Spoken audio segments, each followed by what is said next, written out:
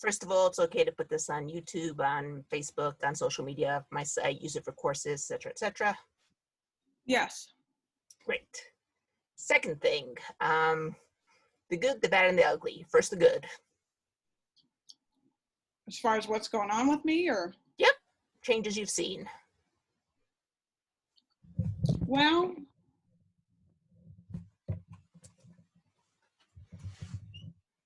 there's definitely some things that I'm calmer with.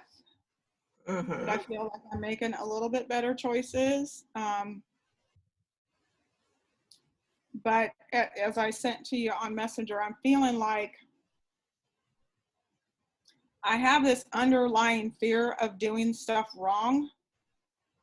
Okay. And when things are simple that shouldn't be that big of a deal, I have anxiety around it, and I'm afraid to do something wrong, and I'm excited, but then I just have this fear and this stress, and it just feels like obviously I can tap to help with it, but it's something that's going on a lot more than I think it should be.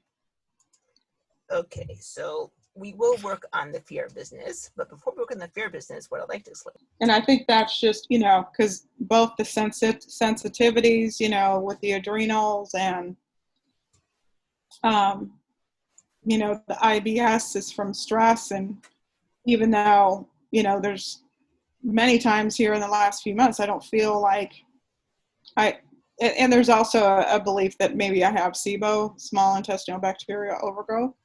Okay. So,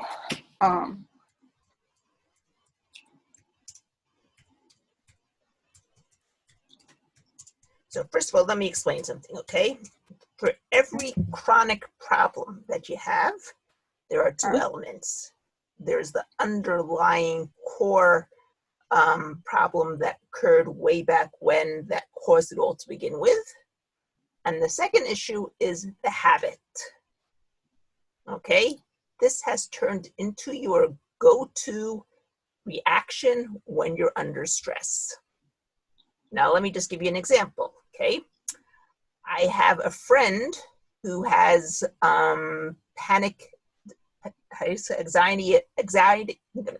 anxiety and panic disorder, right? I taught her the tapping, and what I taught her to do is that every time she gets just the tiny bit of fear or panic, and that doesn't let it grow to a 10, at a 1 or at a 2, you catch it, you right away do the tapping, and for 1 month she did that. She did not have a single anxiety or panic attack. Now, this is someone who was having 3 or 4 a day on a daily basis for years. Okay? So what she did was every time she had just the tiniest bit, she would right away tap. She did find herself tapping all day long. Why? Mm-hmm. Because the fears were still there. But what you needed to do is replace it with a different coping mechanism than the one that she had beforehand. Her coping mechanism was the panic attack. Because when you're in a panic attack, you can't do anything. The way that she described it, someone just punches you in the stomach out of nowhere, and you can't do a thing. You're just sort of like sitting over there. What's going on? What just happened? Okay? Mm-hmm. That is definitely a coping mechanism. Because when she's in that state, she don't got to do nothing. Right? No one expects her to do anything. Mm-hmm. Same thing goes with IBS. Every time you get even the tiniest bit of fear, you got to start tapping then. You don't wait, because this is what usually happens, okay? People go into get the fear, right? And they say, I don't feel so great, so badly right now. I have lots of other things I need to do. I'll just deal with those other things and I'll take care of the fear. They don't take care of it. The fear starts to grow. I can still deal with it. It's okay. I have to do this, this, and this first, and then I'll deal with it. They still don't deal with it. It grows even higher. But wait, I still have to do that, that, and that. Grows even higher. Till suddenly it's a 10. It's like, oh my God, I got to run to the bathroom. Oh my God, panic attack. Oh my God, whatever it is your coping skill is, you go and run into that coping skill. If you caught yourself. Now, right, before we say that, think about neuronal pathways, okay? you have so many neuronal pathways from whatever fear you're having straight to the IBS, to the food sensitivities. These neuronal pathways are enormous. What you have to do is shrink those neuronal pathways down and create big neuronal pathways to the tapping or to any other system that you want to use as your coping skill. Be it meditation, be it tapping, be it spinning, be it taking a walk, be it drinking a cup of water, be it whatever coping skill you decide is the right coping skill for you. You got to change this pathway to that pathway. And as this pathway grows, this pathway shrinks. Okay? So when you feel just the tiniest bit of fear, right away, go to whatever coping skill you choose. Okay. Right? And this is the way I worked with my money issues. When I first had my money issues, when I just got divorced, I was earning $20 a week. That's $80 a month. And I was supporting 6 kids. Okay? Every time I get that bill, I would go into panic. How am I going to pay this bill? I started doing the tapping. Every time I saw the bill and the panic started to rise, I would start tapping. Okay? The beginning, I was tapping 30 times a day. Within a few weeks, I was down to 20 times a day. Within another few weeks, I was down to 10 times a day. Within another few weeks, I was down to 5 times a day. With another few weeks, it wasn't an automatic thing. It takes time. Okay? Because you got that. And I didn't even have such a big pathway to the panic because till I got divorced, my husband took care of it. And my father took care of it. I never had to worry about it beforehand. So my pathway wasn't even that big, and it still took me a good 6 months to tap it out so that I could then get to my bill, see it, and not go into panic. I was even able to say, thank you for the money that's going to come that will allow me to pay this. Sometimes somebody else will, pay me money back. Okay? But you have years upon years of this IBS as your go-to. Right? Now, it could be that you got to it because when you were 6 months old, your stomach was hurting you and you got all that attention. And then every time something happened, you said, oh, I got attention. Not consciously, unconsciously. I got lots of attention then. Let's go back up there. Give me more attention. Eventually, it doesn't even necessarily give you the attention you want anymore, but it's already there. It's already, the habit is already implanted inside. So your job is that every time the fear gets even to a tiny bit, you have to go to another system, another coping skill.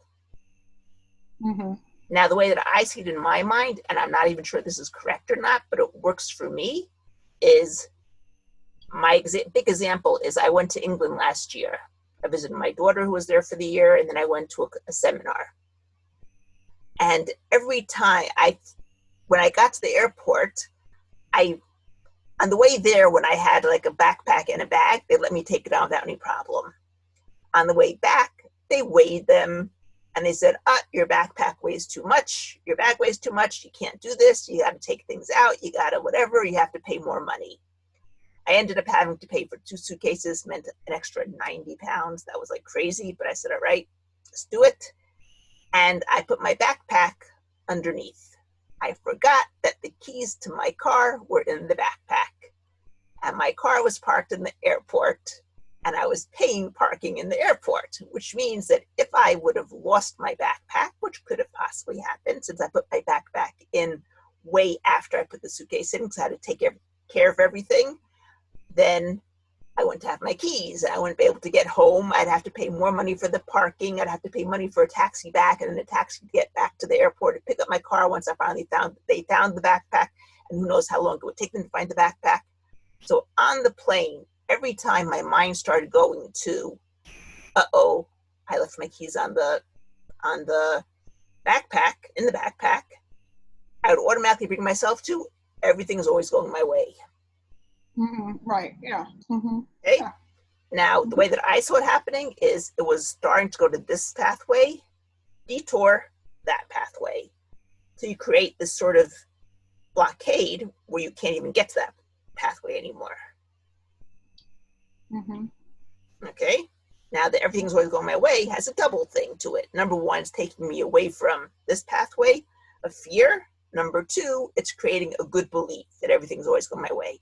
I did actually get my backpack on that same day, and I drove my car home, and everything was fine. Mm-hmm. You understand what I'm saying? Mm-hmm. Oh, yeah. Okay. So let's go to the place of fear.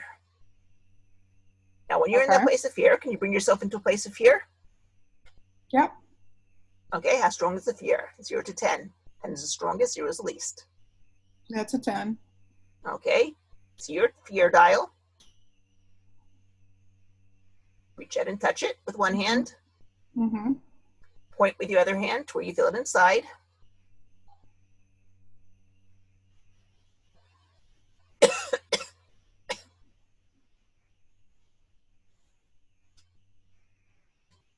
Got it. Go ahead and change it. Turn it down, turning it back and forth, so you can't turn it back anymore until it's stuck at the 10. Supposed to be trying to get it down to 0, right? Because it's fear. Okay. That's right. Okay. Okay. How's it feel now? Feels better. Okay. So whenever you get to a fear, what do? Or tap. Go to your dial, right? Or tap. Mm-hmm. Mm-hmm. One of the systems that works. Mm-hmm.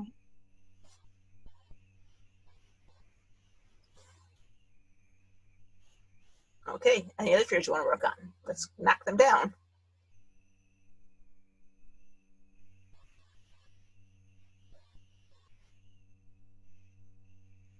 Yeah, there's that fear of always, not being able to have enough money, although I always do. But okay, so go into the fear.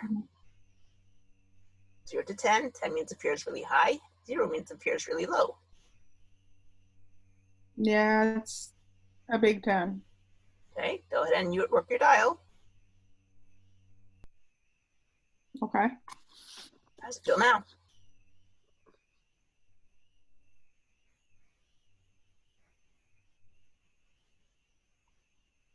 I guess it's a little bit still there. Can you turn the dial back up? Okay. Down now? Mm-hmm. Can you feel the fear anymore? Mm-hmm. Okay, pick another fear. We're going to try something a little bit different this time.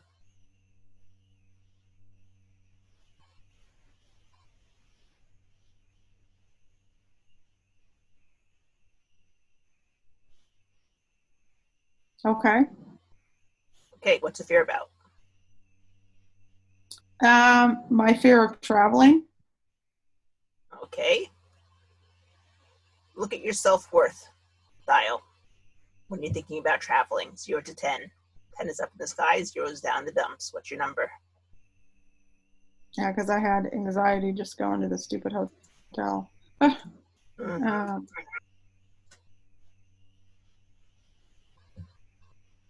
My self-worth dial, you said? Mm-hmm. And am I looking at the hallway, or I'm sorry, I didn't hear what you said. No, you're just looking at the dial. You have the dial in front of you, control board in front of you. On the control board, you have the dial. That's self-worth. What's your number? Thinking about the traveling.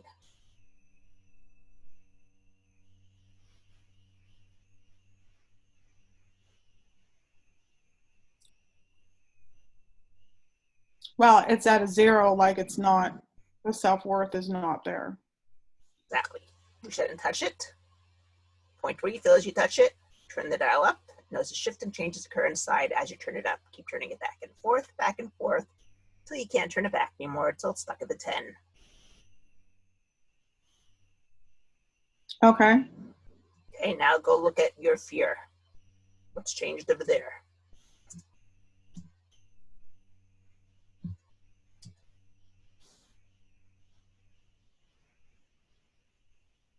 Yeah, there's still a decent amount there. Okay, turn that one down this time.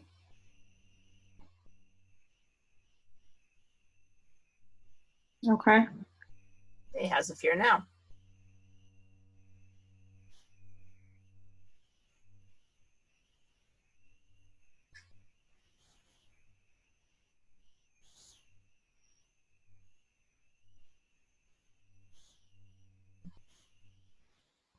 Places I've been, it's okay. Places I haven't been, it's not.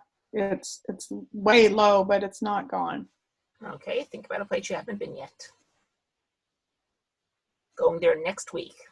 Forget about the lockdown. Forget about they closed off the airport. You're going there next week. How's the fear level? It's like an 8. Okay, reach out and touch it. Do whatever you want. You can either tap, you can dial, or you can spin, whichever you choose. We'll see which one goes fastest for you. Okay, that's good. Okay, pick another place you've never been to. Going there in 2 weeks.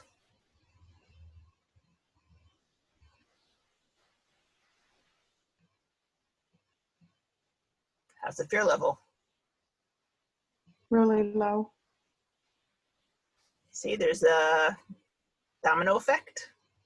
Mm-hmm. Okay, bring it down to a 0.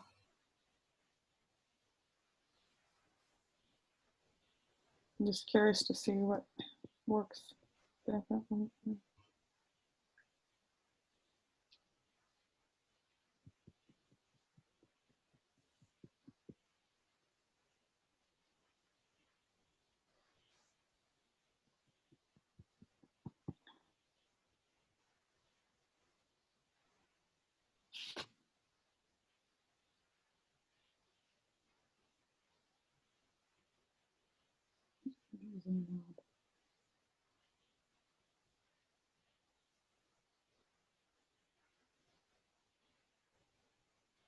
Okay. Okay, which works better? Which works faster for you? Choose whichever one works better and faster. Yeah, I like the knob. Okay. 3 weeks from now, you're going to another place. You have a lot of traveling in the next few weeks. Good. Okay, now choose foods. Foods that you usually don't do you very well. Everything. Feel the fear around it. Oh my God. Okay. Okay, 0 to 10, what's your number? Definitely a 10. Okay, turn the dial down. I'm just imagining different foods because, like I said, Okay. it's pretty much everything. So, Mm-hmm. Just do it through food groups, like carbohydrates, fats, proteins, fruits, vegetables, snack foods.